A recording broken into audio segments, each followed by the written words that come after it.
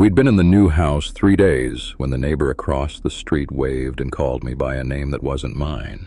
I corrected him, laughing. He laughed too, apologized, and then said the thing that stopped me cold. He said, "Of course, sorry, it's just funny after all these years still getting it wrong." All these years. We'd moved in on Tuesday. Welcome back. It's just you and me and the dark tonight. 3 true stories about moving into a new house, that fresh start, that blank slate, and discovering that the house and the street and the people on it remember a version of your life you've never lived. Let's begin. We bought our first house that spring, a real house on a real street in a friendly, older neighborhood. We were thrilled, and the neighbors were welcoming from day one, waving, stopping to chat, the whole small town warmth of it. Which is why it took me a while to notice that something about that warmth was wrong. It started with the name. The man across the street called me by a name that wasn't mine. I'll say he called me Karen, though that's not it. I corrected him, friendly, and he apologized, and then he made that comment. Funny after all these years, still getting it wrong. And I laughed it off in the moment, but it snagged in my mind, because we had lived there for 3 days. Then it kept happening. Other neighbors, same thing. They'd greet me warmly, ask how the kids were settling back in. Back in, they kept saying, as if we'd returned from somewhere. They referenced things. Is your mother doing better? My mother was fine. I'd never mentioned her. Did you ever get that leak in the upstairs bathroom fixed? We just moved in. I'd never mentioned a leak. But there was a leak in the upstairs bathroom that we'd found on day 2. They knew things about my house and my family and my life that they had no way of knowing. And they all called me by that wrong name. And they all spoke as if we'd lived there for years, as if we'd always been there, as if I were someone they'd known a long time who had simply briefly forgotten it herself. I told my husband, and he'd noticed it too. People calling him the wrong name, referencing a shared history that didn't exist. We told ourselves it was a mix-up, that maybe the previous owners had a similar-looking family, that the neighbors were old and confused. But it was all of them. Every single person on that street, uniformly, insisting on a version of us that had lived there for years. It was like moving into a role in a play that had already been running for a long time, where everyone knew their lines about us, and we were the only ones who'd just been handed the script. I started testing them, the neighbors, near the end, trying to catch the seam in it. I'd ask one, pleasantly, "Do you remember when we moved in?" And they'd smile and say things like, "Oh, ages ago now, you've always been here," and change the subject. I asked another to tell me about the family who'd lived here before us. And she frowned, genuinely puzzled, and said there wasn't a family before us. We'd built the house. We'd always owned it. The confusion on her face was real. She believed it completely. And that was the thing that frightened me most. More than the wrong name, more than the leak they shouldn't have known about. It wasn't a prank. Nobody was lying. Every person on that street sincerely, warmly remembered a history of my family that had never happened, and they remembered it more clearly than they remembered anything real. The false past wasn't something they'd agreed to tell me. It was something they'd been given, folded in gently over years until the invented years felt more solid than the true ones. And I understood that if we stayed long enough, we'd get them too. That one morning I'd wake up and simply know, for a fact that we'd always lived here, and I'd never be able to tell that the knowing wasn't mine.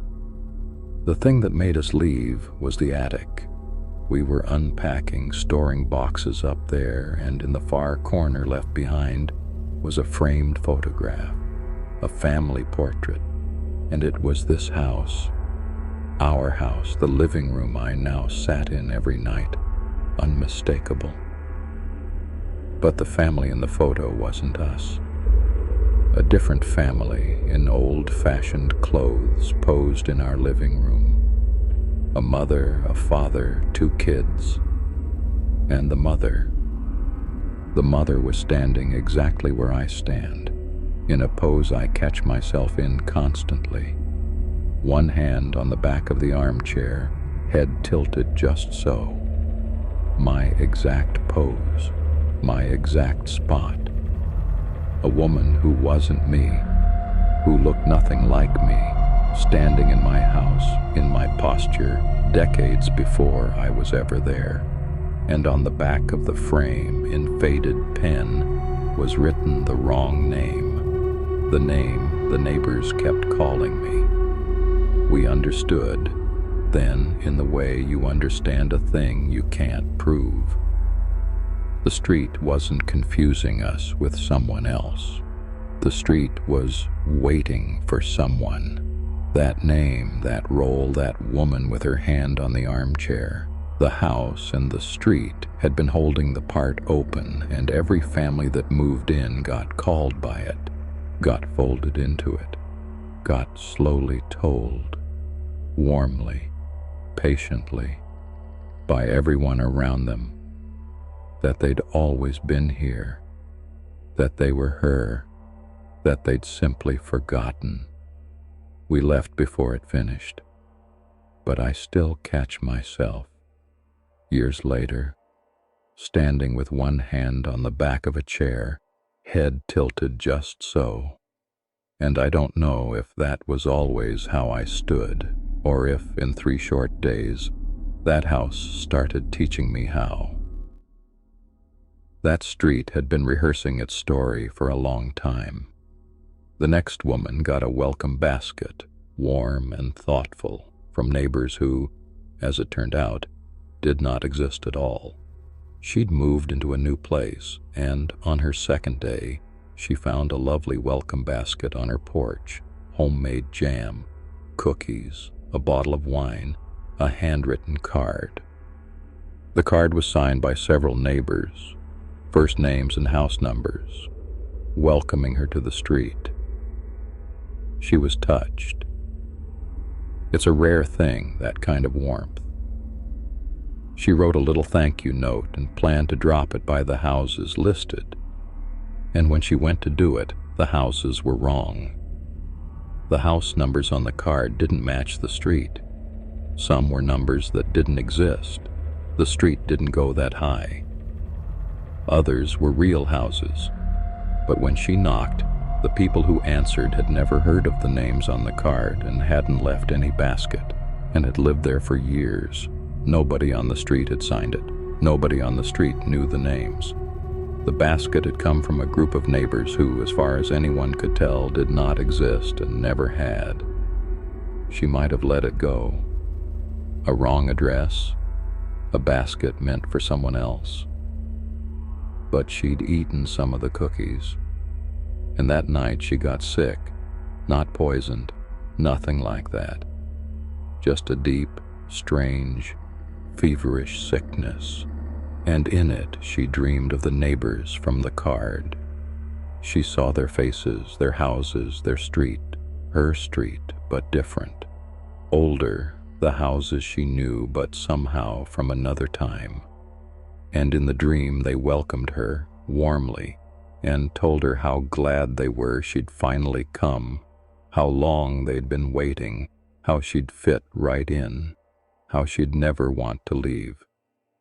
She woke drenched in sweat with their names in her head, names she was certain she'd never read on that card, and yet knew. She asked the mail carrier later about the names on a hunch, and the mail carrier, an older woman who'd worked the route for decades, went quiet. And she said those names belonged to a family, several families actually, who had lived on the street a long, long time ago, before the houses were even renumbered. People who had lived there and stayed there, she said in a funny way. People the street remembered. The mail carrier wouldn't say more than that, but she told the woman kindly that if she got any more baskets, she shouldn't eat what was in them, because the ones who leave them, she said, are only being neighborly. They just want you to feel at home. They just want you to stay. And the food, she said, is how you say yes. She looked into it more after the mail carrier's warning because she couldn't leave it alone. She went to the local library, the old newspaper records, and she found them. The names from the card. They'd been real once. Families who'd lived on that street in the earliest days of the neighborhood. And they had one thing in common, all of them, a detail buried in the old columns that made her go cold. None of them had ever left. There were no records of them moving away, selling up, dying, being buried.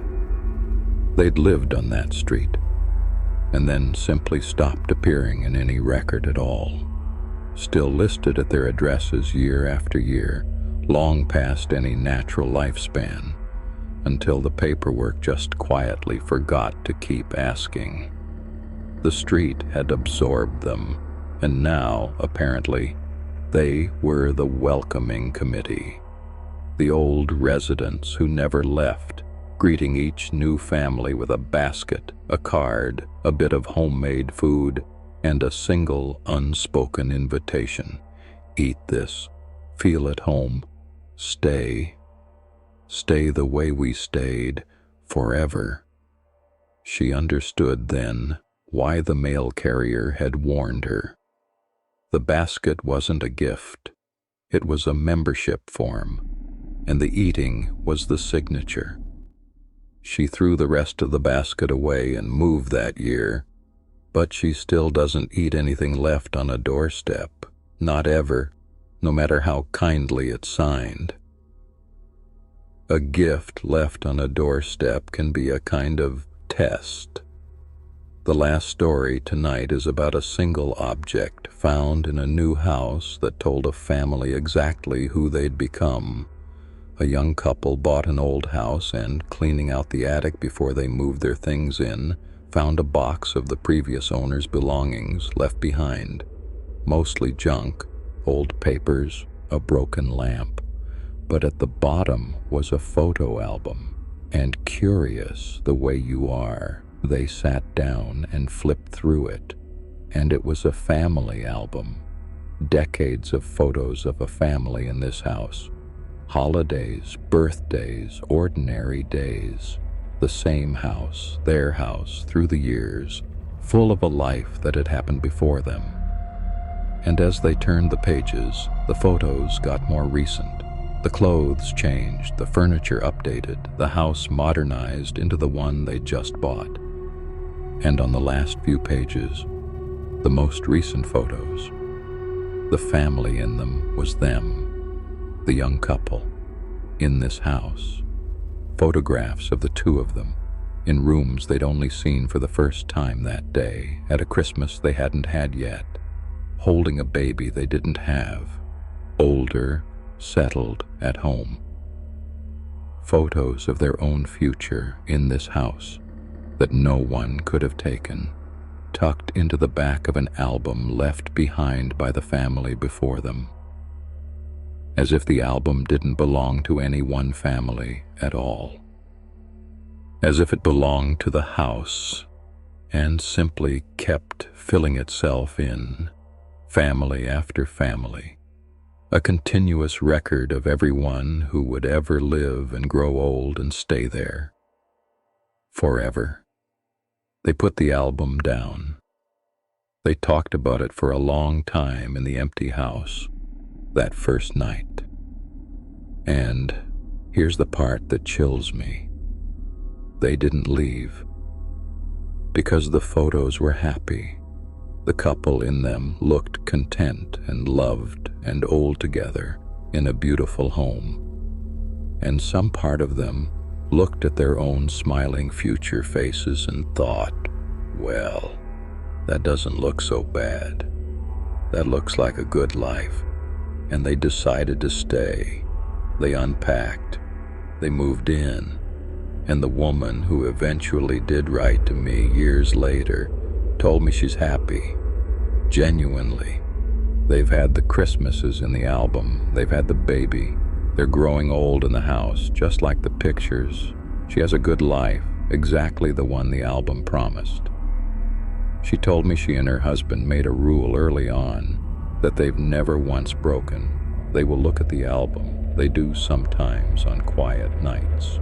The happy pages, the years they've already lived, the Christmases and birthdays that came true just as the photos promised.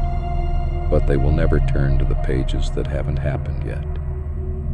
Never look ahead.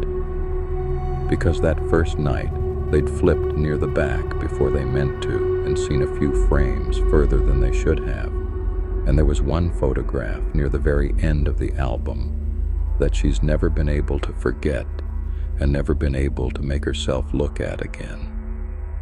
It was the two of them, much older in the house, at what looked like a birthday. And they were happy and surrounded by people, and there was a cake with candles. But she couldn't tell whose birthday it was, because in that photograph, unlike all the others, there was no one young, no children, no grandchildren, just the two of them, old and smiling, and a crowd of other faces gathered close around them in her own living room, faces she didn't know, and yet felt she should.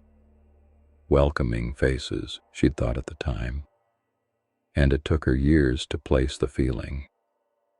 They were the faces from the other pages, the families from before, all of them gathered at the end, happy she'd finally caught up. She just can't ever bring herself to look at the last few pages, the ones that haven't happened yet, the ones still waiting at the back of the album for the family to catch up to them. Because she's seen once how it ends, and she'd rather not know when. That's all for tonight. If this one's got you thinking about your own street a little differently, then you know what to do. Subscribe and hit that bell, because there's a new true horror story here every single night, and you won't want to miss one. Give it a like so it finds the next person in the dark, and share it with someone who just moved somewhere new. I'll be right here tomorrow night, when the lights go down. Sleep well, if you can. Like, share, and subscribe for daily horror stories every single day.